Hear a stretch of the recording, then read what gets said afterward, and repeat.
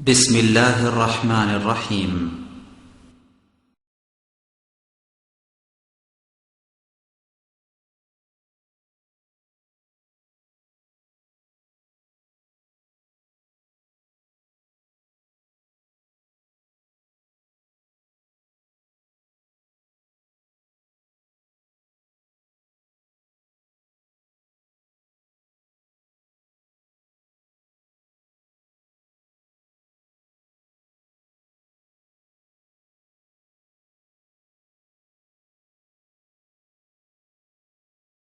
إن الحمد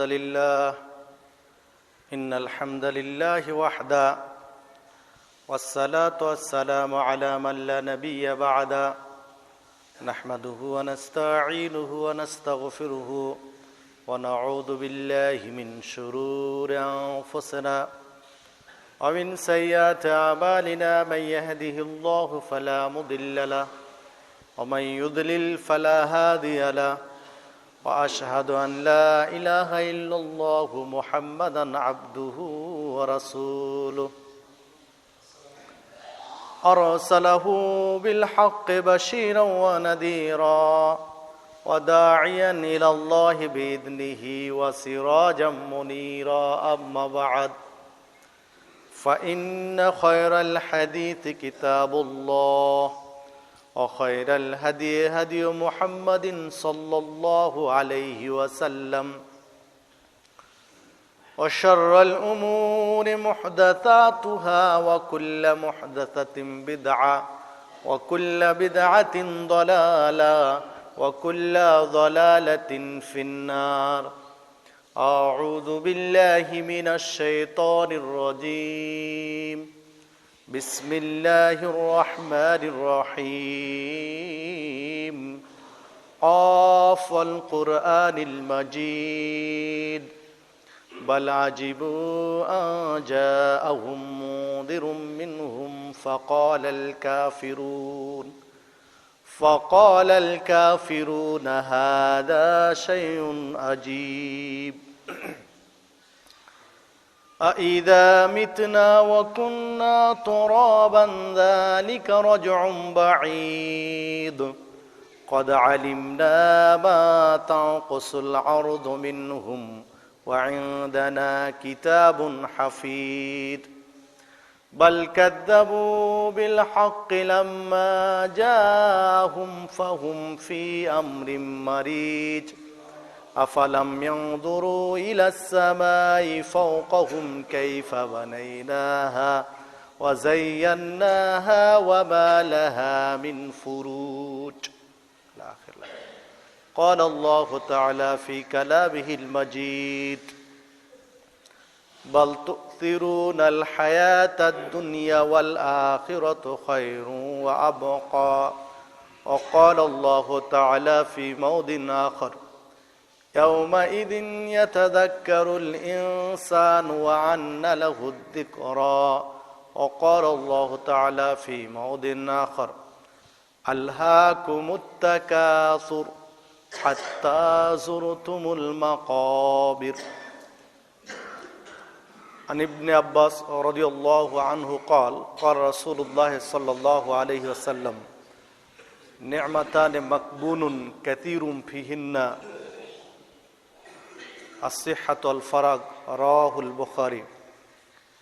وعن أبي هريرة رضي الله عنه قال قال رسول الله صلى الله عليه وسلم يقول العبد مالي مالي وإن ماله من ماله ثلاث إذا أكل فأفنى أو لبس فأولى أو أعطى فاقتنى وما سوى ذلك فهو ذاهب وتاركه للناس رواه البخاري ومسلم. عن ابن عباس رضي الله عنه قال قال رسول الله صلى الله عليه وسلم لو كان الدنيا لابن آدم واديان من مال لابتغى ثالثا ولا يملأ جوف ابن آدم إلا التراب رواه البخاري ومسلم. সম্মানিত জুমা জামাতের উপস্থিতি, সর্বাগ্রে সেই মহান রব্বুল আলামিনের শুকরিয়া জ্ঞাপন করি যার অশেষ মেহেরবানিতে এক সপ্তাহ পর সুস্থ শরীরে জুমার সালাত আদায়ের জন্য মসজিদে সমবেত হতে পেরেছি, তাই বলি আলহামদুলিল্লাহ। অতঃপর দরুদ ও সালাম বর্ষিত হোক সর্বকালের সর্বশ্রেষ্ঠ মহামানব সৈয়দুল মুরসালিন খাতামুন নবীন নবী মুহাম্মদুর রাসূলুল্লাহ সাল্লাল্লাহু আলাইহি ওয়াসাল্লামের প্রতি। আমি আপনাদের সামনে পবিত্র কোরআনের 3টি আয়াত পেশ করেছি, মুহাম্মদ সাল্লাল্লাহু আলাইহি ওয়াসাল্লামের মুখনিসৃত বাণীর মধ্যে হতে 3টি হাদিস পেশ করেছি। একে সামনে রেখেই আজকে আমার আলোচনার বিষয়বস্তু দুনিয়া ভালোবাসার বস্তু নয়। আমরা বলতে পারি যে আমরা দুনিয়া নিয়ে ব্যস্ত, পরকালকে একরকম আমরা ভুলে গিয়েছি, অথচ একজন মানুষের কাছে দুনিয়া অগ্রাধিকার পেতে পারে না, অগ্রাধিকার পাবে পরকাল, যা ইসলাম বলেছে। ঠিক এই বিষয়ের উপরে প্রামাণ্য কিছু কথা বলে আজকের আলোচনার ইতি টানবো ইনশাআল্লাহ। ওমা তৌফিকে ইল্লা বিল্লাহ আলাইহি তাওয়াক্কালতু ওয়া ইলাইহি উনীব। সম্মানিত উপস্থিতি, দেখুন, আজ থেকে ১৫০০ বছর আগে মুহাম্মদুর রাসূলুল্লাহ সাল্লাল্লাহু আলাইহি ওয়াসাল্লাম বলছেন, ইবনে আব্বাস হাদিসটি বর্ণনা করেছেন যে মুহাম্মদ সাল্লাল্লাহু আলাইহি ওয়াসাল্লাম আমাদেরকে সতর্ক করে বলছেন, ফাত্তাকুদ দুনিয়া ওয়াত্তাকুন নিসা, তোমরা সতর্ক থাকো, সাবধান থাকো দুনিয়ার ব্যাপারে, ওয়াত্তাকুন নিসা, এবং নারীদের ব্যাপারে সাবধান থাকো। ফা ইন্না আউওয়ালা ফিতনাতা বানি ইসরাইল কানাত ফিন নিসা, বানি ইসরায়েলের প্রথম ফিতনা, প্রথম পরীক্ষা ছিল এই দুনিয়ার এই নারীদের নিয়েই। একজন নারী ঘটিত কারণ নিয়েই কিন্তু বানি ইসরায়েলদের পতন এসেছিল, যার পিছনেও ছিল দুনিয়ার ধন সম্পদ, অর্থ, বিত্ত, বৈভবই ছিল মূল। তো দেখুন, ১৫০০ বছর আগে একজন মুসলিমের জন্য, উম্মাতে মুহাম্মাদির জন্য মুহাম্মদ সাল্লাল্লাহু আলাইহি ওয়াসাল্লাম সাবধান বাণী উচ্চারণ করলেন, সতর্ক করলেন দুনিয়ার বিষয়ে। তো ঠিক আল্লাহ রাব্বুল আলামিন সূরা আলা ১৭ এবং ১৮ নম্বর আয়াতে বলছেন, বাল তুসিরুনাল হায়াতাদ দুনিয়া, বরং তোমরা দুনিয়াকেই প্রাধান্য দাও, দুনিয়াকে বেশি ভালোবাসো, ওয়াল আখিরাত খায়রু আবকা, অথচ আখিরাত, পরকাল, খয়রুন, দুনিয়ার চেয়ে অনেক অনেক অনেক ভালো, ও আবকা, এবং চিরস্থায়ী।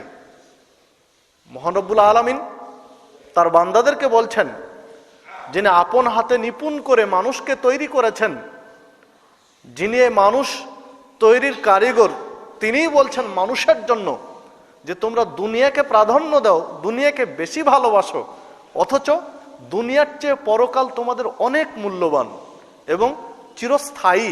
আবক, দুনিয়া তো ক্ষণস্থায়ী, কিন্তু পরকাল চিরস্থায়ী। আমরা দূর অতীতে ফিরে গেলে দেখতে পাই, ফিরআউন এক সময় বলেছিল মূসা আলাইহিস সালামকে যে আনা রব্বুকুমুল আলা, তুমি মহান প্রভুর দাওয়াত দাও, কিন্তু আমি তো সবচেয়ে বড় প্রভু, আমি তো সবচেয়ে বড় ইলা, আমি সবচেয়ে বড় মাবুদ, আমার চেয়ে বড় কেউ আছে আমি তো জানি না। নাউযুবিল্লাহি মিন যালিক। ফিরআউন কিন্তু এক সময় বলেছিল মূসা আলাইহিস সালামকে, কিন্তু যে নিজেকে আল্লাহর আসনে বসিয়েছিল সেই কি আজকে আছে? ফিরআউন কিন্তু বিদায় নিয়েছে, স্বাভাবিক, দুনিয়া ছাড়তেই হয়েছে। নমরুদ স্টিম রুলার চালিয়েছিল এক সময় তৎকালীন বিশ্বাসীদের উপরে, কিন্তু নমরুদ কি এখন আছে? দুনিয়া ছাড়তেই হয়েছে। আমরা যদি ইতিহাস খুঁজতে খুঁজতে শেষ পর্যায়ে আসি, আবু জাহাল, আবু লাহাব, উতবা, সাইবা বা তাদের দোসররা মুহাম্মদ সাল্লাল্লাহু আলাইহি সাল্লামের উপরে কিনা অত্যাচার করেছে, কিন্তু তারা কি কেউ আছে? সবাই দুনিয়া ছাড়তে হয়েছে। ঠিক আপনার আমার পূর্বপুরুষ, কারো পিতা, কারো দাদা, কারো নানা, কারো নানি ইত্যাদি পূর্বপুরুষ সকলেই কিন্তু দুনিয়া ছেড়ে গিয়েছেন। আমরাও পর্যায়ক্রমে বার্ধক্যের দিকে উপনীত হতে চলেছি, আমাদেরকেও বিদায় নিতে হবে, এটাই সত্য। দুনিয়াতে কেউ থাকতে আসেনি। যারা আল্লাহকে অস্বীকার করেছে, নাস্তিক, তারাও দুনিয়াতে নেই, যারা আস্তিক তারাও দুনিয়াতে নেই, ছাড়তে হবে, এটাই স্বাভাবিক। তাহলে দুনিয়া যে ক্ষণস্থায়ী এটা তো আমরা চোখের সামনে দেখতে পাচ্ছি। দুনিয়া চিরস্থায়ী নয়, এটা আমাদের কাছে বাস্তব, চাক্ষুষ এটা আমাদের কাছে। আর পরকাল স্থায়ী, এটা আল্লাহ রাব্বুল আলামিন নিজেই বলছেন। ঠিক আল্লাহ রাব্বুল আলামিন আরেকটু এগিয়ে গিয়ে তাকাসুরের মধ্যে, সূরা তাকাসুরের 1 এবং 2 নম্বর আয়াতে বলছেন, আলহাকুমুত তাকাসুর, ধ্বংস হোক প্রাচুর্যের পূজারী যারা, তাদের ধন সম্পদের লোভী লালসা যাদের আছে, ধন সম্পদ পুঞ্জীবিত করে যারা রাখতে চায়, ধন সম্পদের পিছে যারা ছুটে বেড়ায়, তারা ধ্বংস হোক। হাত্তা জুরতুমুল মাকাবির, যতক্ষণ কবরে না গিয়েছে ততক্ষণ এদের লোভ লালসা ধন সম্পদের মোহ তাদেরকে বিরত রাখতে পারে না। চোখ দুটা বুঝে যখনই 3 হাত 3.5 হাত মাটির নিচে যাবে, তখনই ধন সম্পদের ইচ্ছা আকাঙ্ক্ষা শেষ। ঠিক আল্লাহ রাব্বুল আলামিন সূরা ফজর 23 নম্বর আয়াতে বলছেন, ইয়াউমাইদিন ইয়াতাযাক্কারুল ইনসান ওয়া আন্না লাহুদ যিকরা, কাল কিয়ামতের মাঠে মহান রব্বুল আলামিন যখন হিসাব নিকাশ মানুষের কাছে তুলে ধরবেন, মানুষ চোখের সামনে দেখতে পাবে, সে ছোট্ট একটু ভালো কাজ করে থাকলেও দেখতে পাবে, ছোট্ট একটু অন্যায় কাজ করে থাকলেও দেখতে পাবে। আশ্চর্য হবে মানুষ যে আল্লাহ তুমি কি কেতাব দিয়েছো, যে কেতাবে আমার কোনো কাজই ছাড়েনি, এত ছোট জিনিসও তোমার এখানে স্থান পাবে আমি তো ভাবতে পারিনি। সেই দিন মানুষ ইয়াউমাইদিন ইয়াতাযাক্কারুল ইনসান, ঠিক ওই বিপদের মুহূর্তে আল্লাহকে খুব স্মরণ করতে চাইবে, আল্লাহকে খুব ডাকবে সেই দিন বিপদে পড়ে। কিন্তু আল্লাহ রাব্বুল আলামিন বলছেন, ওয়া আন্না লাহুদ যিকরা, এই স্মরণ কি উপকারে আসবে? কারণ সময় তো শেষ। পরীক্ষার হলে যে 3 ঘন্টা সময় একজন পরীক্ষার্থীর জন্য, ঠিক এর মধ্যেই যা করার করতে হবে, যা লিখার যা উত্তর দেওয়ার ঠিক এর মধ্যেই করতে হবে। 3.5 ঘন্টা পার হয়ে গেলে কিন্তু আর পরীক্ষার্থীর কিছুই লিখার সুযোগ নেই। ঠিক আপনি আমি এই দুনিয়াতে এসেছি, চোখ বন্ধ করা পর্যন্ত পরীক্ষার হলে রয়েছি। আল্লাহ রাব্বুল আলামিন সূরা মুলক 3 নম্বর আয়াতে বলছেন, আল্লাযী খালাকাল মাউতা ওয়াল হায়া লিয়াবলুয়াকুম আইয়ুকুম আহসানু আমালা, আমি মানুষের জীবন এবং মরণকে সৃষ্টি করেছি কেন? লিয়াবলুয়াকুম, আমি তোমাদেরকে পরীক্ষা করব, আইয়ুকুম আহসানু আমালা, কে তোমাদের মধ্যে সর্বোত্তম আমলকারী, সবচেয়ে ভালো সবচেয়ে স্বচ্ছ নির্ভেজাল নির্দোষ নির্ভুল আমল কে করেছো। এই পরীক্ষা নেওয়ার জন্য তো দুনিয়াতে তোমাদেরকে পাঠিয়েছি। তো এই পরীক্ষা কেন্দ্রে, দুনিয়ার পরীক্ষা কেন্দ্রে চোখ বন্ধ হওয়া পর্যন্ত আপনার আমার সুযোগ আছে আমল করার, সংশোধন করার, ভুল শুধরে নেওয়ার। যখনই চোখ দুটো বন্ধ করব, আমল শেষ, পরীক্ষার হল থেকে বিদায় নিয়েছি, তখন আল্লাহকে ডেকে লাভ হবে না, এই কথা আল্লাহ বলছেন। সম্মানিত উপস্থিতি, এইভাবে মহান রব্বুল আলামিন একাধিক আর আয়াতে দুনিয়াকে প্রাধান্য না দিয়ে পরকালকে প্রাধান্য দেওয়ার কথা বলেছেন। এই আয়াতগুলোর বাস্তব রূপ মুহাম্মদ সাল্লাল্লাহু আলাইহি ওয়াসাল্লাম বিভিন্ন সময়ে বিভিন্নভাবে তুলে ধরেছেন। চলুন আমরা একটু দেখি।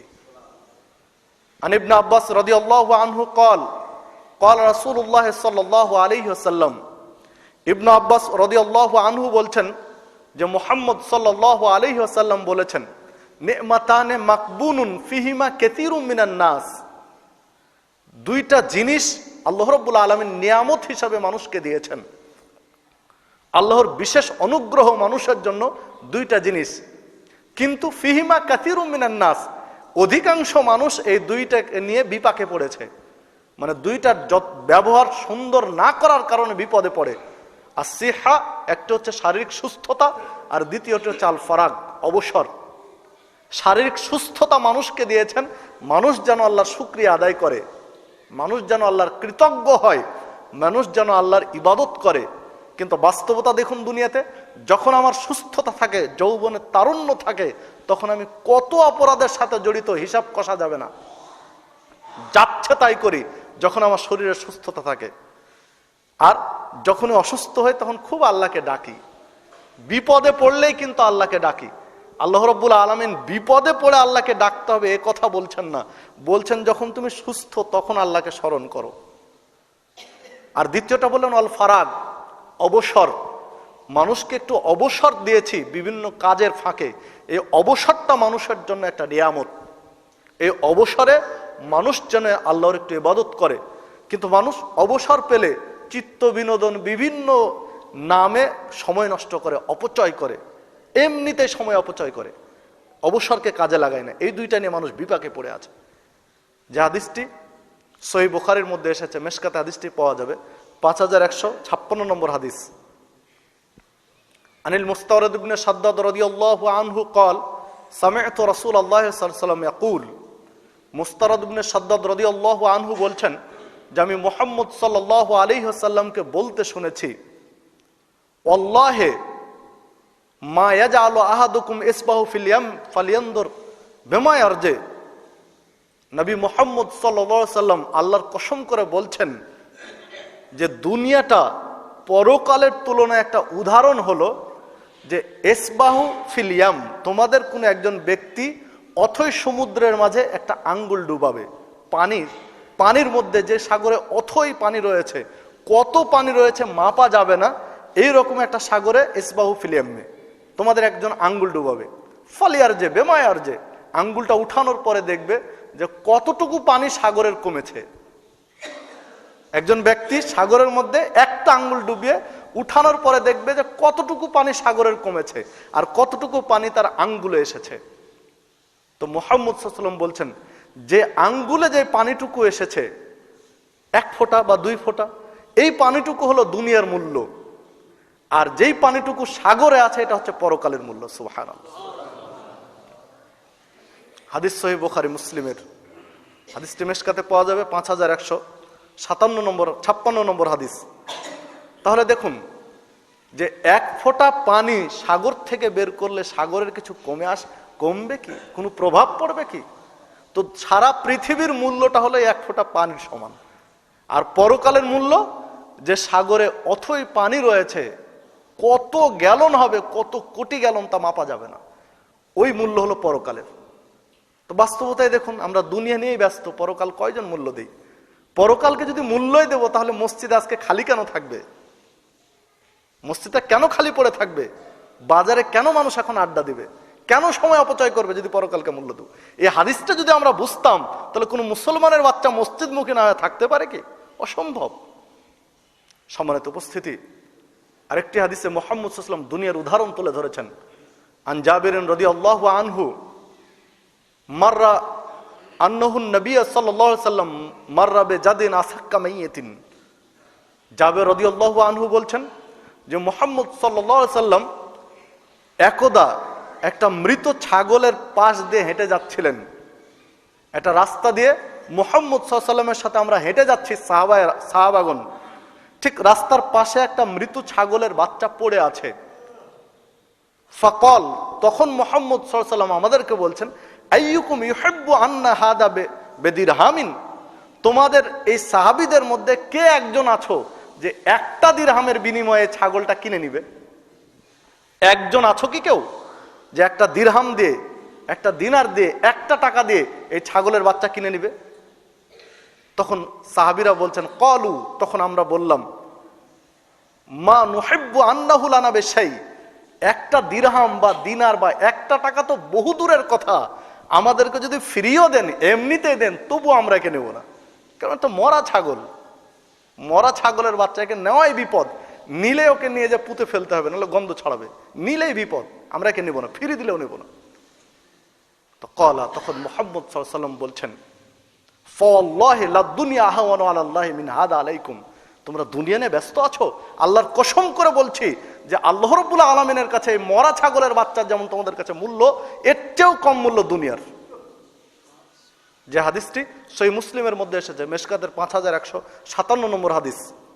সম্মানিত উপস্থিতি, দেখুন আমরা দুনিয়া নিয়ে ব্যস্ত, অথচ মুহাম্মদ সাল্লাল্লাহু আলাইহি ওয়াসাল্লাম বাস্তব চাক্ষুষ একটা উদাহরণ দিয়ে বুঝিয়ে দিলেন যে একটা মৃত ছাগলের বাচ্চার যেমন তোমাদের কাছে কোনো মূল্য নেই, আল্লাহ রাব্বুল আলামিনের কাছে দুনিয়ার কোনোই মূল্য নেই। মূল্যহীন একটা জায়গা হলো দুনিয়া, আর মূল্যবান জায়গা হলো পরকাল। অথচ দুনিয়ারই মূল্যায়ন আমরা করছি। আরেকটি উদাহরণ দিয়েছেন মুহাম্মদ সাল্লাল্লাহু আলাইহি ওয়াসাল্লাম। নবী মুহাম্মদ সাল্লাল্লাহু আলাইহি ওয়াসাল্লাম বলছেন, লাউ কানাতিদ দুনিয়া তাআদুলু ইনদাল্লাহি জানাহা বাউদা মাসাকা কাফিরা মিনহা শারবাতান, যদি এই দুনিয়ার মূল্যটা, এই পৃথিবীর মূল্যটা জানাহা বাউদা মশা বা মাছির একটা পাখার সমান হতো।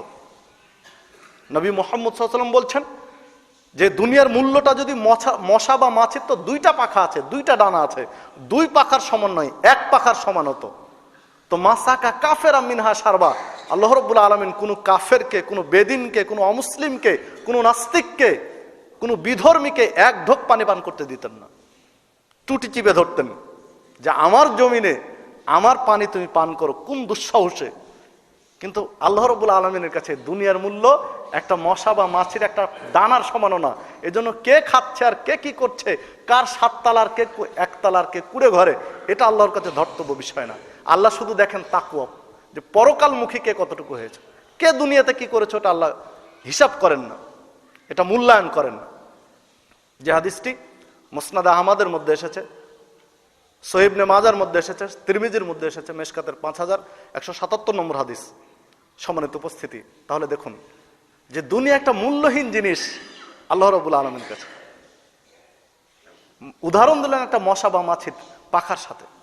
আমরা বাস্তব জীবনে যদি একটু উদাহরণ দিতে আসি তাহলে বুঝতে পারি যে যে জিনিসটার দাম আমাদের কাছে কমে যায়, ধরুন এই বর্তমান শীতকালের সবজি একটা মূলা, যখন একসময় আমরা 30 টাকা, 40 টাকা, 50 টাকা কেজি কিনে খেয়েছি, এখন ওই দাম 10 টাকা কেজিতে নেমে এসেছে।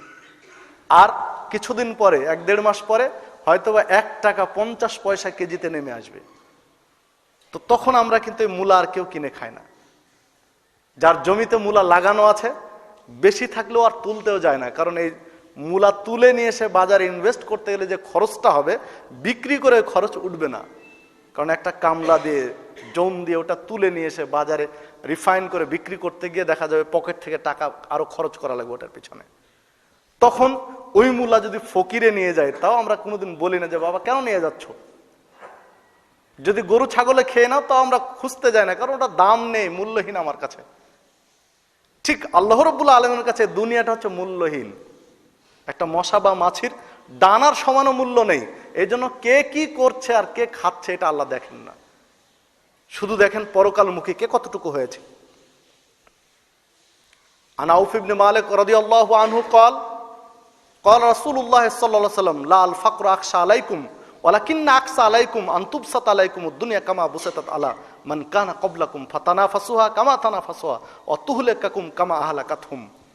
আউফ ইবনে মালিক রাদিয়াল্লাহু আনহু বলছেন, লাল ফাকর আকশা আলাইকুম, আমার উম্মতে মুহাম্মাদি গরিব হয়ে যাবে এই ভয় আমি করি না। দারিদ্র হয়ে যাবে, এরা দরিদ্র হয়ে যাবে, ফকির হয়ে যাবে, এই ভয় আমার মধ্যে নেই।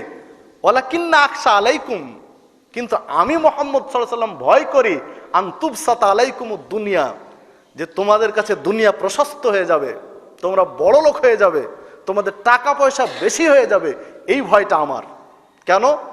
যে যখনই তোমাদের টাকা পয়সা বেশি হয়ে যাবে, অর্থ তোমাদের হাতে বেশি চলে আসবে, তখন তোমরা ধ্বংস হবে অতীতের ব্যক্তিরা যেভাবে ধ্বংস হয়েছে, অতীতের নবী রাসূলের উম্মতেরা যেভাবে অর্থ পাওয়ার কারণে ধ্বংস হয়েছে, ঠিক আমার উম্মতের কাছে অর্থ আসলে ওভাবে ধ্বংস হবে, এটা আমি ভয় করি।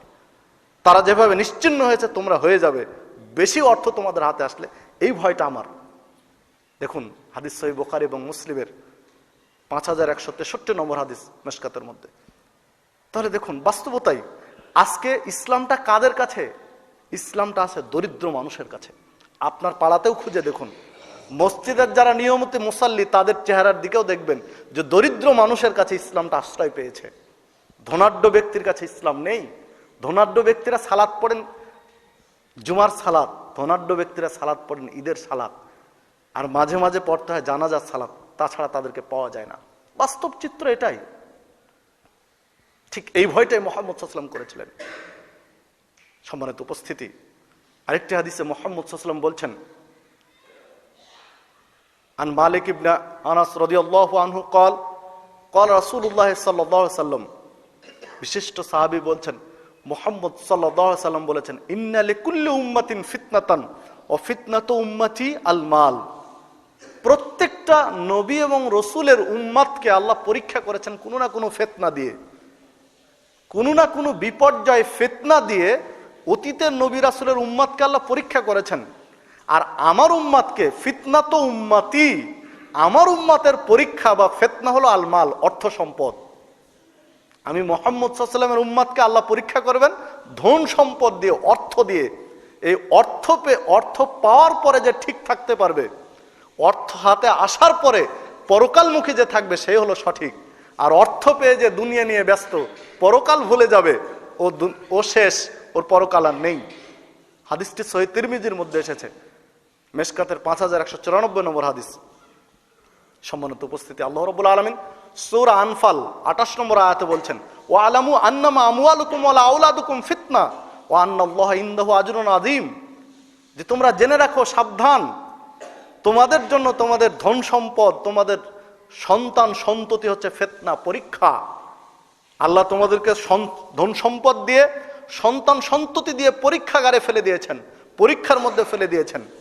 ওয়া আন্নাল্লাহা ইনদাহু আজরুন আযীম। মনে রাখো, আল্লাহর কাছেই রয়েছে সর্বোত্তম পুরস্কার, সবচেয়ে গুরুত্বপূর্ণ পুরস্কার আল্লাহর কাছে রয়েছেন। যিনি ধন সম্পদের, সন্তান সন্ততির সুন্দর ব্যবহার করতে পারবেন, তিনি পুরস্কৃত হবেন। আর সুন্দর যে ব্যবহার করতে পারবে না ধন সম্পদকে, সন্তান সন্ততিকে, সে পরকাল হারাবে, পরকালে পুরস্কার পাবে না। দেখুন, ধন সম্পদের যেমন সুষ্ঠু ব্যবহার চাই, ঠিক সন্তানেরও সুষ্ঠু ব্যবহার চাই। আজকে আপনি মসজিদের মুসল্লি হলেন, আপনার ছেলে কেন আসেনি মসজিদে? কি জবাব দিবেন আল্লাহর কাছে? সূরা তাহরিম 6 নম্বর আয়াত, ইয়া আইয়ুহাল্লাযীনা আমানু, হে ঈমানদারগণ, কু আনফুসাকুম ওয়া আহলিকুম নারা, যে তুমি জাহান্নামের আগুন থেকে বাঁচো আর তোমার পরিবারকে বাঁচাও। সম্মানিত উপস্থিতি, কাল কিয়ামতের মাঠে যদি আল্লাহ আমাকে ধরেন যে তুমি মসজিদে এসেছো সালাতে, তোমার ছেলে কেন আসেনি? তুমি সালাত পড়েছো, তোমার স্ত্রী কেন সালাত পড়েনি?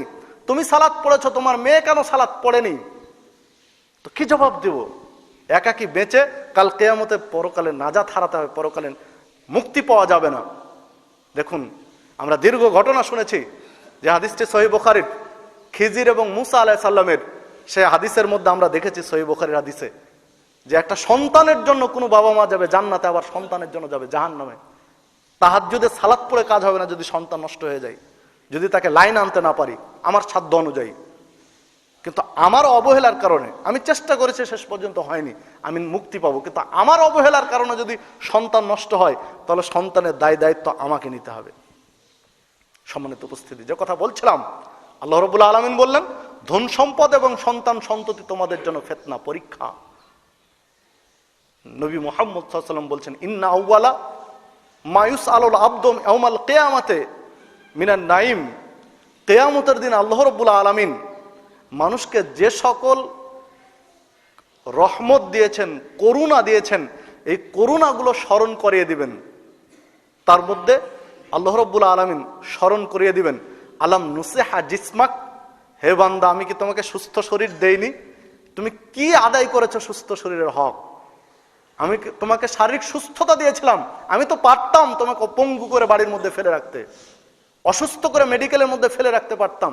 কেন? আপনার আমার পূর্বপুরুষ বা আপনার আমার দাদা দাদি, নানা নানি বছরের পর বছর ধরে প্যারালাইসিস হয়ে পড়ে নেই, অনেক রোগী পড়ে আছে। তো আমিও পারতাম তোমাকে রাখতে, কিন্তু আমি তোমাকে সুস্থতা দিয়েছিলাম। কি করেছো এই সুস্থতার? কি কৃতজ্ঞতা স্বীকার করেছো? অনুরাব্বিয়াকা মিনাল মাইল বারিদ। আল্লাহ রাব্বুল আলামিন দ্বিতীয় প্রশ্ন করবেন বান্দাকে কিয়ামতের মাঠে, যে আমি কি তোমাকে সুপেয় ঠান্ডা পানি দেইনি?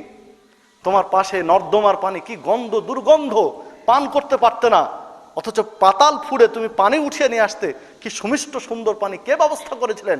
ওটাকে আমি তোমাকে পানি পান করার সুযোগ দেইনি? আমি তো তোমার কাছে কোনো ট্যাক্স চাইনি, মূল্য চাইনি। ট্রেনে বাসে চলতে গিয়ে 1 লিটার পানি 15 টাকা 20 টাকা দিয়ে কিনে খেতে হতো, আর তুমি ওই পানি দিব্যি প্রতিদিন খেতে, আমি কোনোদিন মূল্য চাইনি, চেয়েছিলাম শুধু একটু কৃতজ্ঞতা। 1 গ্লাস পানি পান করে তুমি আলহামদুলিল্লাহ বলবে, তুমি এতটাই অকৃতজ্ঞ যে আলহামদুলিল্লাহ তোমার মুখ দিয়ে বের হয়নি। কি জবাব দেব বলুন তো এই প্রশ্নের? আল্লাহ রাব্বুল আলামিন কিন্তু প্রশ্ন করবেন। যে হাদিসটি সহিহ তিরমিজির মধ্যে এসেছে, মেশকাতে হাদিসটি পাওয়া যাবে, 5196 নম্বর হাদিস। সম্মানিত উপস্থিতি, আন ইবনে মাসউদ রাদিয়াল্লাহু আনহু قال قال রাসূলুল্লাহ সাল্লাল্লাহু আলাইহি ওয়াসাল্লাম, ইবনে মাসউদ রাদিয়াল্লাহু আনহু বলছেন, মুহাম্মদ সাল্লাল্লাহু আলাইহি ওয়াসাল্লাম বলেছেন, লা তাজুলু কদাম ইবনে আদম ইয়াউমাল কিয়ামাতি হাত্তা ইসআলান খামস। কোন ব্যক্তিকে 5টি প্রশ্নের উত্তর না দেওয়া পর্যন্ত এক ধাপ সামনে পা ফেলতে দিবেন না। কিয়ামতের মাঠে 5টি প্রশ্ন করবেন আল্লাহ রাব্বুল আলামিন। এর উত্তর না দিলে একটা পা, এক পদক্ষেপ আগাতে দিবেন না।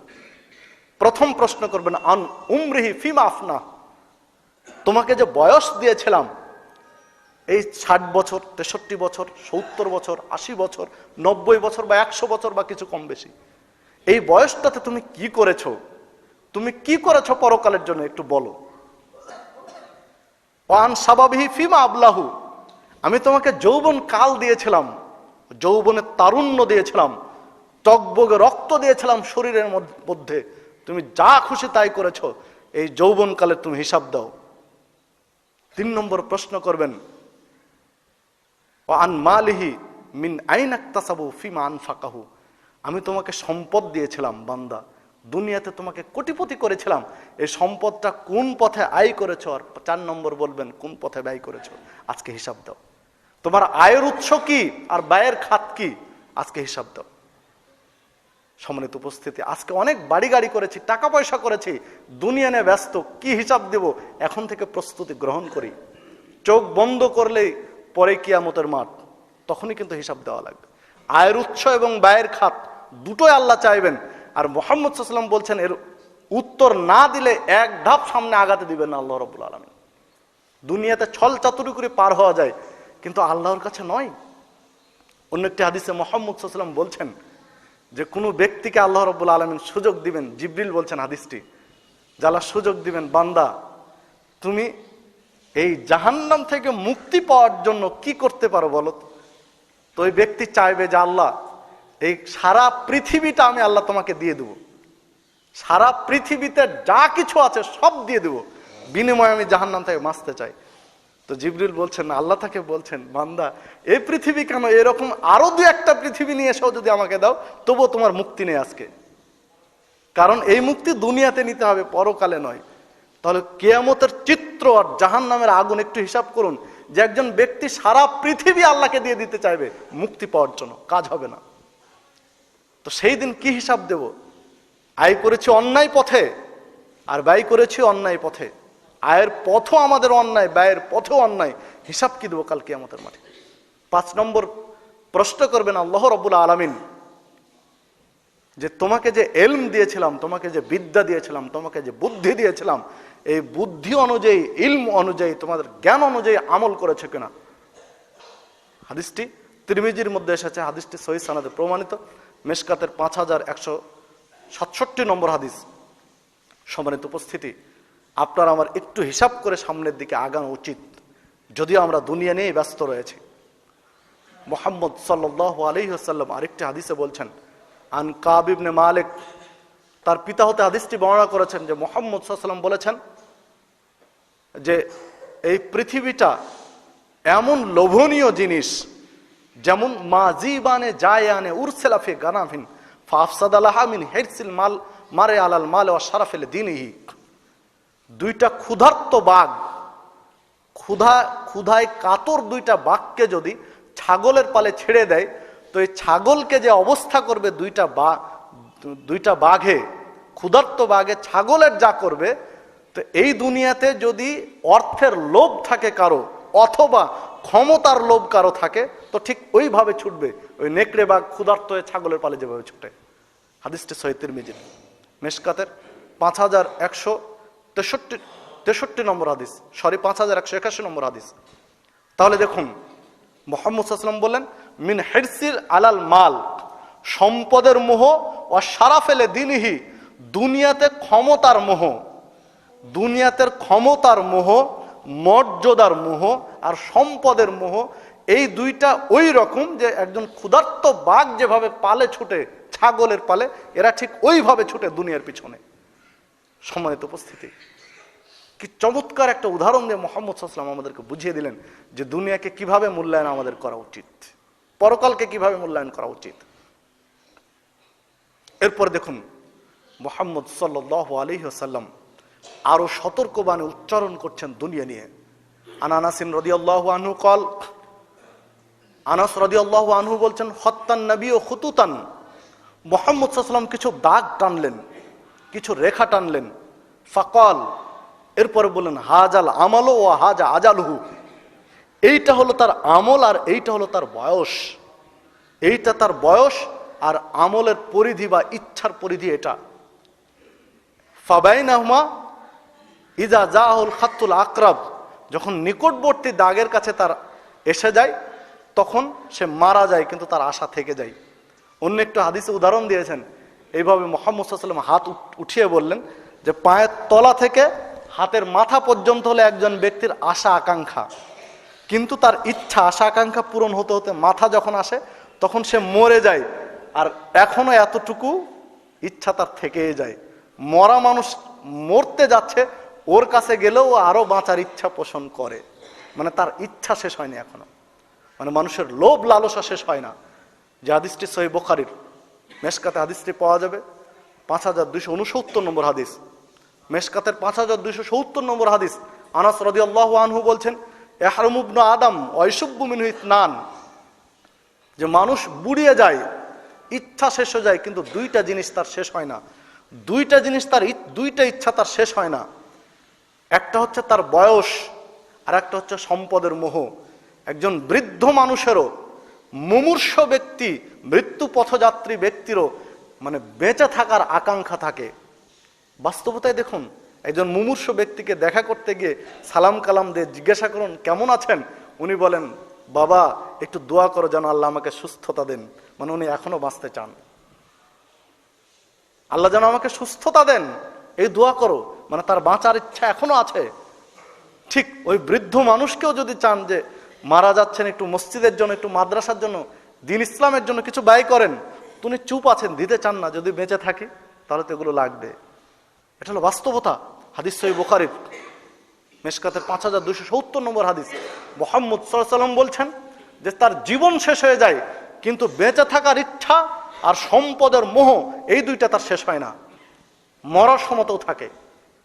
সম্মানিত উপস্থিতি, আর একটু সামনে বেড়ে মুহাম্মদ সাল্লাল্লাহু আলাইহি ওয়াসাল্লাম আরো চমৎকার ভাবে বলছেন, ইয়াকুলুল আবদ, আল্লাহ রাব্বুল আলামিন বলছেন যে বান্দা বলে মালি মালি, এটা আমার সম্পদ, ওটা আমার সম্পদ, মানে চোখের সামনে যা আছে সবগুলোকে নিজের সম্পদ মনে করে। ওয়া ইন্না মালাহু মিন মালিহি সালাস, কিন্তু মাত্র তিনটা জিনিস হলো মানুষের। এই পৃথিবীতে মানুষ মনে করে সবই আমার সম্পদ, যা আমি কামায় উপার্জন করেছি, কিন্তু ওয়া ইন্না মালাহু মিন মালিহি সালাস, মাত্র তিনটা জিনিস মানুষের সম্পদ। ইদা আকালা ফাফনা, যেটা সে গিলে ফেলেছে, প্লেটে ভাত নিয়েছে, এই প্লেটের ভাত কিন্তু আমার নয়, প্রথম লোকমা নিয়েই বিষম লেগে মরে যাব না, এটা কে জানে, মারা যেতে পারি।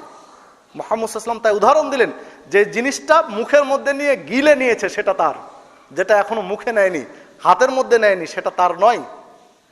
ইদা আকালা ফাফনা, যেটা মুখে নিয়ে গিলে ফেলেছে, এই সম্পদটা তার। আও লাবেসা ফাবলা, যে পোশাকটা পরতে পরতে ছিঁড়ে ফেলেছে, সে পোশাকটা তার। বাজার থেকে কিনে নিয়ে আসছিলাম ঈদের আগের দিন একটি পাঞ্জাবি, অ্যাক্সিডেন্ট করে মারা গেলাম, পোশাকটা কি আমার হলো? বহু টাকা দিয়ে কিনেছি, আমার কিন্তু নয়। ঠিক মুহাম্মদ সাল্লাল্লাহু আলাইহি ওয়াসাল্লাম ওই উদাহরণ দিলেন যে আওলাবেসা ফাবলা, যে পোশাক পরে ছিঁড়ে ফেলেছে, সেই পোশাকটা তার।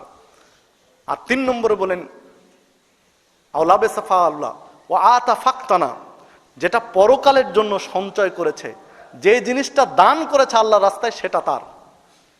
আও যাহিবুন ওয়া তারিকুহুল নাস, বাকি যা কিছু রয়েছে এটা পরবর্তী প্রজন্মের জন্য রেখে চোখ বন্ধ করে সে মাটির নিচে যাবে। হাদিস সহিহ মুসলিমের মেশকাতের 5166 নম্বর হাদিস। তাহলে দেখুন সম্মানিত উপস্থিতি, যে আপনার আমার সম্পদ হলো যেটা গিলে ফেলেছি, যেটা পরে ছিঁড়ে ফেলেছি, আর যেটা পরকালের জন্য সঞ্চয় করেছি।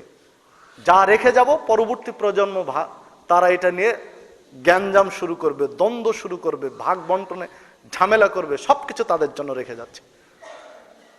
দুনিয়া নিয়ে আমরা কিন্তু ব্যস্ত। ঠিক আরেকটি হাদিসে মুহাম্মদ সাল্লাল্লাহু আলাইহি ওয়াসাল্লাম বলছেন, আনাস রাদিয়াল্লাহু আনহু হাদিসটি বর্ণনা করেছেন যে আতবাউল মাইয়াতা সালাসাতুন ফায়ারজু ইসনান ওয়া ইয়াবকা মা হুয়া ওয়াহিদ, যখন মানুষ মারা যায় তখন 3টি জিনিস তার সাথে যায়। তো 3টি জিনিস সাথে যাওয়ার পরে ফায়ারজু ইসনান, 2টি জিনিস ফিরে আসে, কবরের কাছ থেকে ফিরে চলে আসে। ওয়া ইয়াবকা মা হুয়া ওয়াহিদ, কিন্তু একটা জিনিস কবরে তার সাথে থেকে যায়।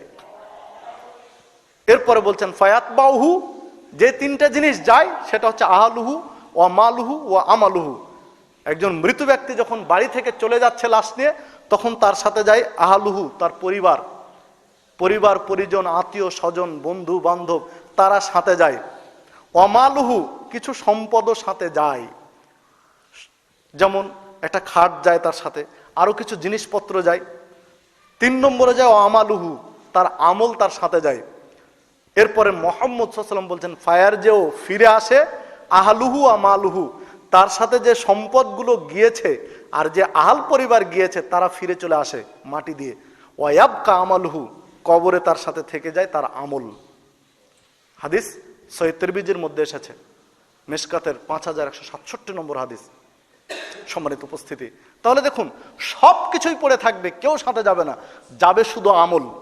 আমল করতে গিয়ে আমাদের কত গোঁড়ামি, আমল করতে গিয়ে আমাদের কত প্রশ্ন, যেটা হবে না ওটা হবে না। দেখুন, স্বচ্ছ আমল চাই, নির্ভেজাল আমল চাই, ত্রুটি মুক্ত আমল চাই পরকালে নাজাতের জন্য।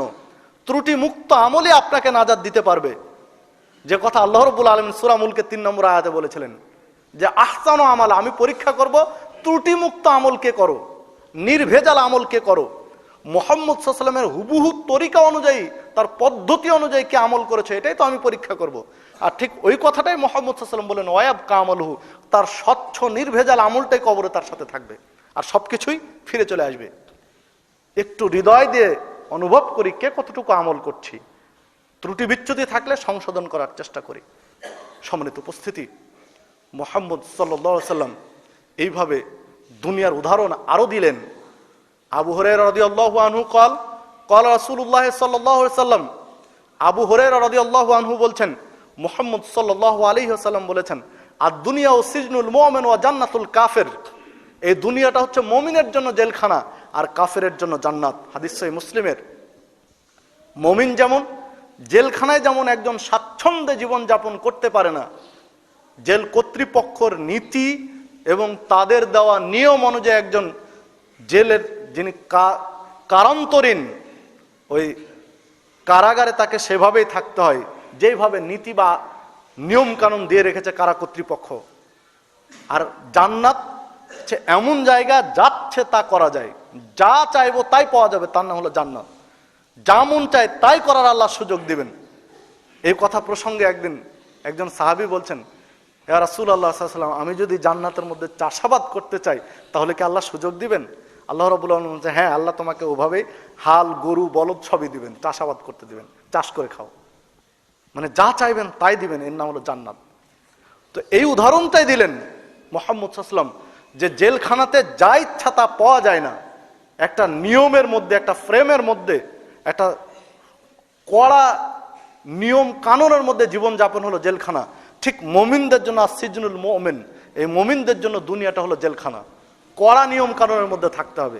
সেই নিয়ম কানুনটা হলো আল্লাহ রাব্বুল আলামিন এবং মুহাম্মদ সাল্লাল্লাহু আলাইহি ওয়াসাল্লামের দেওয়া নিয়ম কানুন। আল্লাহ রাব্বুল আলামিন এবং মুহাম্মদ সাল্লাল্লাহু আলাইহি ওয়াসাল্লাম যে পদ্ধতি দিয়েছেন, যে তরিকা দিয়েছেন, যে আইন দিয়েছেন, যে নিয়ম দিয়েছেন, এই নিয়মের মধ্যে যদি জীবন যাপন করতে পারি তাহলে পরকালে জান্নাত পাওয়া যাবে। আর যদি না পারি তাহলে এই দুনিয়াটা হলো কাফেরের জন্য জান্নাত। মানে যা খুশি তাই যারা করবে তারা মানে এই দুনিয়ার ভোগ করার জিনিস হলো তাদের। কাফেরদের জন্য আল্লাহ সুযোগ এই দুনিয়াতে দিয়ে দিয়েছেন। সম্মানিত উপস্থিতি, হাদিসটি সহিহ মুসলিমের মিশকাতের 5158 নম্বর হাদিস। আবু হুরায়রা রাদিয়াল্লাহু আনহু আরেকটি হাদিস বর্ণনা করছেন, মুহাম্মদ সাল্লাল্লাহু আলাইহি ওয়াসাল্লাম বলছেন হুজিবাতিন নারু বিশ-শাহওয়াতি ওয়া হুজিবাতিল জান্নাতু বিল মাকারে, আল্লাহ রাব্বুল আলামিন জাহান্নামকে ঢেকে রেখেছেন সৌন্দর্য দিয়ে, অর্থ সম্পদ দিয়ে, লোভ লালসা দিয়ে, মনোবৃত্তি দিয়ে, মনের চাহিদা দিয়ে জাহান্নামকে ঢেকে রেখেছেন। মানে যারা যা খুশি খেয়াল খুশি অনুযায়ী যারা চলবে তাদের জন্য হলো জাহান্নাম। মন যা চায় তাই যারা করবে তাদের জন্য হলো জাহান্নাম। চাকচিক্যের পূজারী, দুনিয়ার পূজারী যারা হবে তাদের জন্য জাহান্নাম। অহুজিবাতিল জান্নাত বিল মাকারে, আর আল্লাহ রাব্বুল আলামিন জান্নাতকে ঢেকে রেখেছেন কষ্ট, ক্লেশ, বিপদ, আপদ, বালা, মুসিবত।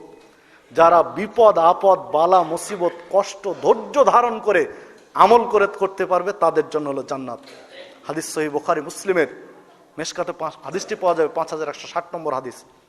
আরেকটি হাদিসে আবু হুরায়রা রাদিয়াল্লাহু আনহু বলছেন যে মুহাম্মদ সাল্লাল্লাহু আলাইহি ওয়াসাল্লাম বলেছেন, লাইসাল গিনান কাসরাতিল আরাজ ওয়ালাকিন্নাল গিনা গিনান নাফস। ওই ব্যক্তি ধনী নয় যার অনেক সম্পদ রয়েছে, সেই ব্যক্তি ধনী নয়। মুহাম্মদ সাল্লাল্লাহু আলাইহি ওয়াসাল্লাম বলছেন যে দুনিয়াতে যাকে আল্লাহ অনেক সম্পদ দিয়েছেন, এই ব্যক্তি কিন্তু ধনী নয়। ওয়ালাকিন্নাল গিনা, বরং ধনী হলো গিনান নাফস, যার অন্তরটা ধনী, যার আত্মাটা ধনী, এই ব্যক্তি হলো ধনী। বাস্তবতায় দেখুন, একজন কোটিপতির কাছে একজন ভিক্ষুক ভিক্ষে চাইলে অনেক সময় বলে, বাবা মাফ করো, আরেকজনের কাছে দেখো। আর একজন রিক্সা চালকও দেখেন, একজন ভিক্ষুক চাইলে হয়তো বা 1 টাকা বের করে দিয়েছে। ঠিক এই উদাহরণটা দিলেন মুহাম্মদ সাল্লাল্লাহু আলাইহি ওয়াসাল্লাম। বাস্তবতায় দেখুন, আপনি মসজিদের উন্নয়নের জন্য কালেকশনে বের হন, আপনি হিসাব করবেন একটা অনেক বিত্তশীল ব্যক্তির কাছে আশা করে গেলেন হয়তো বা কয়েক হাজার টাকা পাবো, দেখবেন 100টা টাকা বের করে দিয়েছে পকেট থেকে। আর একটা কুড়ে ঘরের কাছে চাইছেন, দেখবেন 500 টাকা বের করে দিয়েছে। ঠিক মুহাম্মদ সাল্লাল্লাহু আলাইহি ওয়াসাল্লাম কথাই বললেন যে যার অনেক সম্পদ রয়েছে, লাইসাল গিনা, ও ধনী নয়। ওয়ালাকিন্নাল গিনা, বরং ধনী হলো ওই ব্যক্তি গিনান নাফস, যার আত্মাটা ধনী, যার হৃদয়টা প্রশস্ত, যার হৃদয়টা বড়, এই ব্যক্তি হলো ধনী। যারা পরকালমুখী তারাই প্রকৃতপক্ষে ধনী, তাদের হৃদয়টা বড় হয়, সংকীর্ণতা হৃদয়ের মধ্যে থাকে না। কৃপণ ব্যক্তি জান্নাতে যাবে না, কৃপণের হৃদয়টা সংকুচিত। যে হাদিসটি সহিহ নাসাইর মধ্যে এসে মুহাম্মদ সাল্লাল্লাহু আলাইহি ওয়াসাল্লাম বলছেন, লা ইয়াদখুলুল জান্নাহ বাখিলুন, যারা কৃপণ তারা জান্নাতে যেতে পারবে না, তাদের জন্য জান্নাত নয়। সম্মানিত উপস্থিতি, যে কথা বলছিলাম যে সব হাদিসগুলোতে আপনাকে আমাকে পরকালকে প্রাধান্য দেওয়ার কথা বলা হচ্ছে। আরেকটি হাদিসে আব্দুল্লাহ ইবনে ওমর রাদিয়াল্লাহু আনহু বলছেন যে মুহাম্মদ সাল্লাল্লাহু আলাইহি ওয়াসাল্লাম আখাযা বিবাদ জাসাদি, আমার শরীরের কোনো অংশ অথবা কাপড়ের একটা অংশ মুহাম্মদ সাল্লাল্লাহু আলাইহি ওয়াসাল্লাম টেনে ধরলেন, দিয়ে বলছেন, কুন ফিদ দুনিয়া কান্নাকা গারিব ওয়া আবের সাবিল ওউদ্দা নাফসাকা মিন আহলিল কবুর। যে ইবনে ওমর, আব্দুল্লাহ, কুন ফিদ দুনিয়ায়, তুমি দুনিয়াতে চলাফেরা করবে কান্নাকা গারিব, যেন তুমি একজন গরিব মানুষ, তুমি একজন ফকির, তুমি একজন দরিদ্র গরিব ফকির মানুষ যেভাবে দুনিয়ায় চলাফেরা করবে, তুমি ওইভাবে চলাফেরা করবে। এরপরে বললেন আওয়াবের সাবিল, অথবা মুসাফির, একজন পথিক মুসাফির পথযাত্রী যেভাবে স্বাভাবিক জীবন যাপন করে, দুনিয়ার জীবনটা তুমি ওভাবে করবে। ওউদ্দা নাফসাকা মিন আহলিল কবুর, যখন তুমি রাস্তায় সামনে চলবে তখন মনে করবে আমি কবরে যাচ্ছি। একজন মানুষ যখন কবর পাড়ে যায় তখন কিন্তু তার মনটা নরম থাকে এবং আল্লাহমুখী থাকে। ঠিক এই উদাহরণটাই দিলেন যে তুমি সামনে চললেই মনে করবে আমি কবরে যাচ্ছি, গিয়ে হয়তো আমি কবরে পড়ব। হাদিস সহিহ বুখারী এবং মুসলিমের মিশকাতের 5174 নম্বর হাদিস। সম্মানিত উপস্থিতি, দেখুন আপনাকে আমাকে পরকালীন মুখী হতে হবে, মুহাম্মদ সাল্লাল্লাহু আলাইহি ওয়াসাল্লাম বলছেন। এইভাবে যদি আমরা লক্ষ্য করি তাহলে মুহাম্মদ সাল্লাল্লাহু আলাইহি ওয়াসাল্লাম উদাহরণ দিচ্ছেন, দুনিয়ার পরকালকে, ধনী এবং গরিবের ডিফারেন্সটা তুলে ধরছেন। যে হাদিসে বলছেন, ইন্না ফুকারা, নিশ্চয় গরিব মানুষগুলো জান্নাতে প্রবেশ করবে ধনীদের 40 খরিফা, 40 বছর আগে। একজন দরিদ্র মানুষ ধনী মানুষের 40 বছর আগে জান্নাতে প্রবেশ করবে। হাদিস সহিহ মুসলিমের। আপনি ধনী, আমি ধনী, আমার অনেক সম্পদ রয়েছে, কিন্তু জান্নাতে গিয়ে দেখবো আমার আগে আমার পাশের পুরে ঘরের লোকটা আগে জান্নাতে আমার। ঠিক আরেকটি হাদিসে মুহাম্মদ সাল্লাল্লাহু আলাইহি ওয়াসাল্লাম সহিহ তিরমিজির মধ্যে বলছেন যে ইদখুলুল জান্নাতাল ফুকারা, গরিব মানুষগুলো জান্নাতে যাবে কাবলাল আগনিয়া, ধনীদের 500 আমিন, 500 বছর আগে। ধনীদের 500 বছর আগে গরিব মানুষগুলো জান্নাতে যাওয়ার সুযোগ পাবে। যে হাদিসটি সহিহ তিরমিজির মধ্যে এসেছে। সম্মানিত উপস্থিতি, তাহলে একটু হিসাব করুন যে পরকালকেই প্রাধান্য দিতে হবে, দুনিয়ার ধন সম্পদকে নয়। এদিকেই কিন্তু মুহাম্মদ সাল্লাল্লাহু আলাইহি ওয়াসাল্লাম বারংবার উল্লেখ করছেন। ঠিক মুহাম্মদ সাল্লাল্লাহু আলাইহি ওয়াসাল্লামের বাস্তব জীবনটাও কিন্তু তাই। তার বাস্তব জীবনের চিত্র যদি দেখি তাহলে দেখতে পাই তিনি কত অনাড়ম্বর জীবন যাপন করেছেন।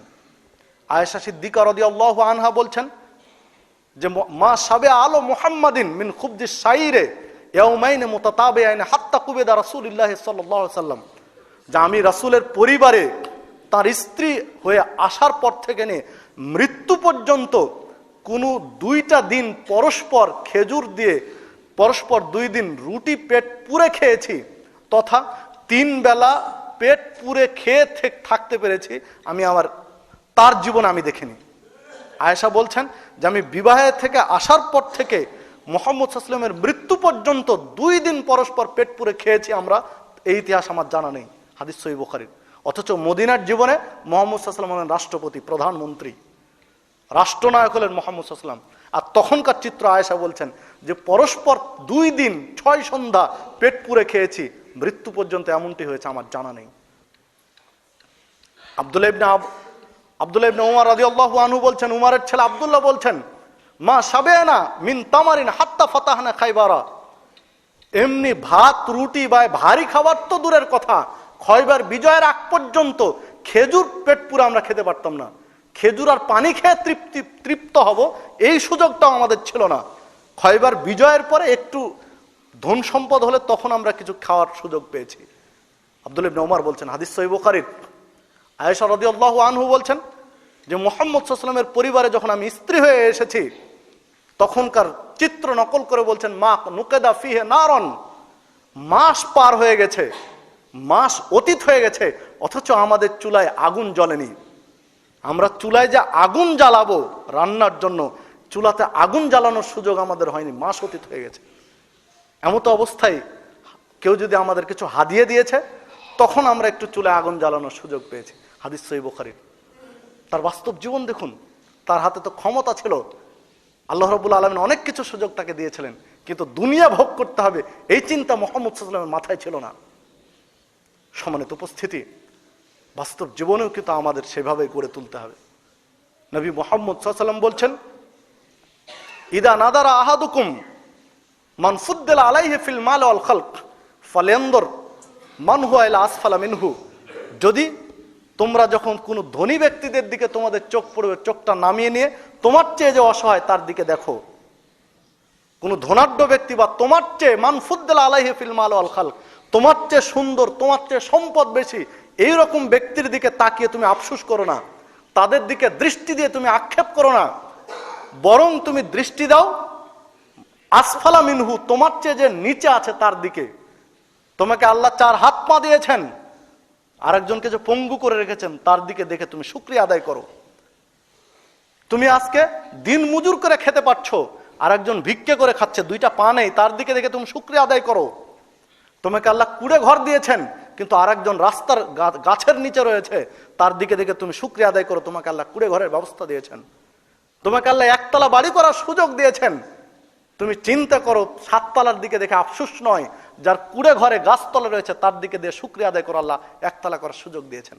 মুহাম্মদ সাল্লাল্লাহু আলাইহি ওয়াসাল্লাম বলছেন যে তোমার চেয়ে যে দরিদ্র তার দিকে দেখে, তোমার চেয়ে যে অসহায় তার দিকে দেখে আল্লাহর শুকরিয়া আদায় করো, তোমার চেয়ে যে বড় তার দিকে দেখে আক্ষেপ করো না। হাদিস সহিহ বুখারী এবং মুসলিমের মেশকাতে পাওয়া যাবে 5243 নম্বর হাদিস। সম্মানিত উপস্থিতি, আপনাকে আমাকে পরকালীন মুখী হতে হবে, একথাই কিন্তু বারংবার বিভিন্ন উদাহরণ দিয়ে বলছেন। ঠিক মুহাম্মদ সাল্লাল্লাহু আলাইহি ওয়াসাল্লাম আরেকটা হাদিসে বলছেন, আদারাল্লাহু ইলা ইমরিন আখারা আজালু হাত্তা বাল্লাগু 60 সানা, যে ব্যক্তির বয়স 60 বছর পার হয়ে গেছে এই ব্যক্তির কোনো ওজর আল্লাহ শুনবেন না। আল্লাহর কাছে যে ওজর করবো যে আল্লাহ আমরা হকের দাওয়াত পাইনি, তো এইরকম ওজর আল্লাহ শুনবেন না। যে তোমাকে এতটা বয়স দিয়েছে, হাত্তা বাল্লাগাও 60 সানা, তোমাকে 60টা বছর আমি বয়স দিয়েছি, আর তুমি কি করেছো? এই এতদূর বয়স পেয়ে তুমি সচেতন হতে পারোনি, সত্যের দাওয়াত পাওনি। দেখুন, আমরা 1 কাঠা জমি এই গুদারাঘাট ঘাটের উপরে কিনবো, এই জন্য 2 কাঠা জমি কেনার জন্য দেখি সবচেয়ে কে ভালো দলিল বুঝে তার কাছে চলে যাই। যদি এই এলাকায় না থাকে অন্য এলাকায় দলিল বুঝে নিয়ে আসি, তারপরে নিশ্চিত হয়ে দলিলটা কিনি। কিন্তু আমল করার সময় এইটা প্রয়োজন আমরা মনে করি না, যে আমল দিয়ে পরকালে একটু জান্নাতের একটা টুকরা কিনতে চাই, যেটা স্থায়ী জীবন, সেই জমিটা কিনতেছি যে দলিল দিয়ে, সেই দলিলটা ঠিক না ভুল এটা কোনোদিন যাচাই বাছাই করার প্রয়োজন মনে করি না। যার কাছে শুনেছি তার কাছে মনে করি, হুজুর বলেছে, অমুক আলেম বলেছে, অমুকের কাছে বয়ান শুনেছি। কেন দলিল আপনি জমি কেনার সময় তো বলেন না অমুক বলেছে দলিলটা ঠিক, তখন আপনি নিজেই সচেতন হয়ে ছুটে বেড়াচ্ছেন। কে সবচেয়ে দলিল বুঝে? টাকা দিয়ে কিনবো তো নির্ভেজাল দলিল কিনবো, নির্ভেজাল জমি কিনবো, জমি কিনা আবার মারামারি করবে এটা যেন না হয়। তো ঠিক পরকালেও যে আপনি একটু জমি কিনতে চাচ্ছেন জান্নাতে, তো সে সময় ওই মানসিকতাটা নিয়ে আসেন যে পরকালে যেহেতু আমল দিয়ে একটু জান্নাতের জমি কিনতে চাচ্ছি তো নির্ভেজাল করব। ওখানে গিয়ে যেন আল্লাহর কাছে আমাকে বলতে না হয় যে আল্লাহ আমি তো আমল করেছিলাম কিন্তু আমল কাজে লাগেনি কেন, এটা যেন বলতে না হয়, স্বচ্ছ আমল করে দুনিয়া থেকে বিদায় নেব। এই মানসিকতা নিয়ে আসুন। কেন আজকে আহলে হাদিস সমাজে বেদাত এসে ঢুকে পড়বে, শিরক এসে কেন ঢুকে পড়বে? নবী রাসূলদের অতীতের প্রত্যেকটা নবী রাসূলদের দাওয়াত ছিল, তাদের মূলনীতি ছিল শিরক বেদাত মুক্ত আন্দোলন, শিরক বেদাত মুক্ত আমল। কিন্তু সেই শিরক বেদাত কেন আপনার আমার মাঝে ঢুকে পড়েছে? আপনার আমার চেতনা হবে, প্রত্যেকটা মুসলিমের চেতনা হবে দলিল ভিত্তিক আমল করা। যে কথা আল্লাহ রাব্বুল আলামিন বলছেন যে যখন তোমাদের কাউকে যদি জিজ্ঞাসা করা হয়, ফাসআলু আহলা যিকরি ইন কুনতুম লা তা'লামুনা বিল বাইয়িনাতি ওয়াজ জুবুর, তোমরা জিজ্ঞাসা করো জানা ব্যক্তিদের কাছে, বিল বাইয়িনা দলিল সহ করা, জুবুর যে দলিলটা স্বচ্ছ নির্ভেজাল দলিল দিয়ে যিনি কথা বলবেন তার কাছ থেকে দিন শিখো, দিন চর্চা করো নির্ভেজাল দলিলের ভিত্তিতে। আল্লাহ কোরআনে বলছেন দিন চর্চার সময় আপনার আমার নির্ভেজাল দলিলের প্রয়োজন হয় না। ভুয়া দলিল দিয়ে আমল করি আর দুনিয়ার জীবনে স্বচ্ছ দলিলের খুঁজে বেড়াই। সম্মানিত উপস্থিতি, আলোচনা শেষ পর্যায়ে এসে বিনীত অনুরোধ জানায়, দেখুন মুহাম্মদ সাল্লাল্লাহু আলাইহি ওয়াসাল্লাম মানুষদেরকে একটা আকুতি তুলে ধরেছেন। আবু হুরায়রা হাদিসটি বর্ণনা করছেন, আল্লাহ রাব্বুল আলামিন কাল কিয়ামতের একটা চিত্রের কথা বলছেন, লক্ষ্য করে মানুষদেরকে একটা নসিহত করছেন আল্লাহ, যে তাফাররাগ লিইবাদাতি, বান্দা তোমার সময়ের মধ্যে, ব্যস্ততম সময়ের মধ্যে একটু সময় ব্যয় করে আমার পথে ব্যয় করো। 24 ঘন্টার মধ্যে কিছুটা সময় তুমি বের করে নাও লিইবাদাতি, আমার ইবাদত করার জন্য। তাফাররাগ, তুমি একটু অবসর বের করো, তোমার অনেক ব্যস্ততা, তার মধ্যে একটু সময় বের করে আমার ইবাদত করো। যদি একটু সময় ব্যস্ততার মধ্যে কিছুটা সময় আমার দিনের পথে ব্যয় করো, তাহলে আমলা ও সদরাকা গেনান, আমি তোমার অন্তরটা ধনী করে দেব। ওয়াসুদ্দ ফাকরাক, দরিদ্র হওয়ার যত পথ আছে, ছিদ্র আছে, আমি আল্লাহ বন্ধ করে দেবো। সুবহানাল্লাহ। আল্লাহ বলছেন যদি আমার পথে, আমার দিনের পথে, ইসলামের পথে তোমরা সময় ব্যয় করো, সালাত সিয়াম হজ যাকাত থেকে নিয়ে আমার পথে সময় ব্যয় করো, তাহলে আমি আল্লাহ তোমাকে ফকির করে দুনিয়া থেকে বিদায় করবো না। আমি তোমার দারিদ্র হওয়ার পথগুলো বন্ধ করে দেবো, তোমার হৃদয়টা আমি ধনী করে দেবো। ওয়াইন লা তাফাল, যদি এমনটা না করো, যদি তোমরা আমার পথে, দিনের পথে সময় ব্যয় না করো, তাহলে কি হবে? মহান রব্বুল আলামিন পরিষ্কারভাবে বলছেন যে আমি তোমার দরিদ্র হওয়ার যত পথ আছে আমি আল্লাহ খুলে দেব, আমি তোমাকে ফকির করে দেব, এবং দারিদ্র হওয়ার যত ছিদ্র আছে আমি আল্লাহ উন্মুক্ত করে দেব। তোমার একটা খরচ শেষ হবে, আরেকটা এসে দাঁড়াবে, একটা বিপদ শেষ হয়েছে, আরেকটা এসে দাঁড়াবে। আজকে তোমার অসুখ, কালকে ওর অসুখ, আজকে দেশে আরেকজনকে বিদেশে নিয়ে যেতে হবে চিকিৎসা করতে। আল্লাহ রাব্বুল আলামিন বলছেন যে আমি অবস্থা করবো, আমি ব্যস্ততায় তোমাকে ভরে দেব, তোমার 2 হাত ব্যস্ততায় ভরে দেব, তোমার কাজ শেষ হবে না। তুমি ঘুমাবে ব্যস্ত হয়ে, উঠবেও ব্যস্ত হয়ে, ঘুম থেকে উঠে তোমার মাথায় কাজ, ঘুমাতে গিয়েও তোমার চিন্তা হবে যে কালকে সকালে উঠে এই কাজ করা লাগবে। যদি আল্লাহর পথে সময় ব্যয় না করি তাহলে অবস্থাটা হবে এই। মুহাম্মদ সাল্লাল্লাহু আলাইহি ওয়াসাল্লাম উল্লেখ করছেন, হাদিস সহিহ ইবনে মাজার মিশকাতের 5171 নম্বর হাদিস। তাই আসুন আমরা দুনিয়াকে মূল্যায়ন না করে, দুনিয়াকে প্রাধান্য না দিয়ে আমরা পরকালকে একটু প্রাধান্য দেই, আমরা একটু পরকাল মুখী হওয়ার চেষ্টা করি। সবাইকে তো মরতে হবে, এটাই স্বাভাবিক, দুনিয়া ছেড়ে যেতেই হবে, এটাই স্বাভাবিক। কেউ থাকতে আসেনি, থাকতেও পারবো না। বিজ্ঞানের অনেক উন্নতি হয়েছে, কত উন্নতি হয়েছে বিজ্ঞানের তা কল্পনাতীত। কয়েক বছরের ব্যবধানে বিজ্ঞান কত অগ্রগামী তা কল্পনা করা যায় না। আপনার বাড়ির ঘরের মধ্যে, লেপের মধ্যে শুয়ে শুয়ে সারা পৃথিবীর খবর মুহূর্তের মধ্যে রাখতে পারেন, সেই প্রযুক্তি বিজ্ঞান আবিষ্কার করেছে। কিন্তু কই, আপনার বাড়ির পাশে বাবা শুয়ে রয়েছেন মাত্র 3.5 হাত মাটির নিচে।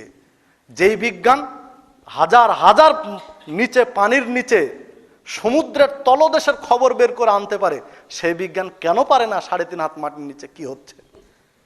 আপনি একটু ভেবে দেখুন তো, যে হাজার হাজার কিলোমিটার সাবমেরিনের মাধ্যমে একদম সচিত্র তুলে ধরছে আপনার সামনে যে কি হচ্ছে সমুদ্রের তলদেশে, বিজ্ঞান সেটা আপনার চোখের সামনে তুলে ধরেছে। কিন্তু মাত্র 3.5 হাত মাটির নিচে বাড়ির পাশে কি হচ্ছে বাবার, কি হচ্ছে মায়ের, কি হচ্ছে আত্মীয় স্বজনের, এই খবর নেওয়া সম্ভব হয়নি। কিয়ামত পর্যন্ত চেষ্টা করলে সম্ভব হবে না। এই বিশ্বাস রেখে কবরের নিচে সবাইকে যেতে হবে, এই বিশ্বাস রেখে পরকালমুখী কিছু আমল করার চেষ্টা করি। আল্লাহ রাব্বুল আলামিন আমাদের সকলকে পরকালকে প্রাধান্য দেওয়ার তৌফিক দান করুন, আমিন। আল্লাহ রাব্বুল আলামিন আমাদেরকে দুনিয়া নিয়ে যেন ব্যস্ত না হয়, বরং পরকালকেই প্রাধান্য দিয়ে দিন অতিবাহিত করতে পারি, সেই তৌফিক দান করুন, আমিন। আকুলু কাউলি হাযা আস্তাগফিরুল্লাহ।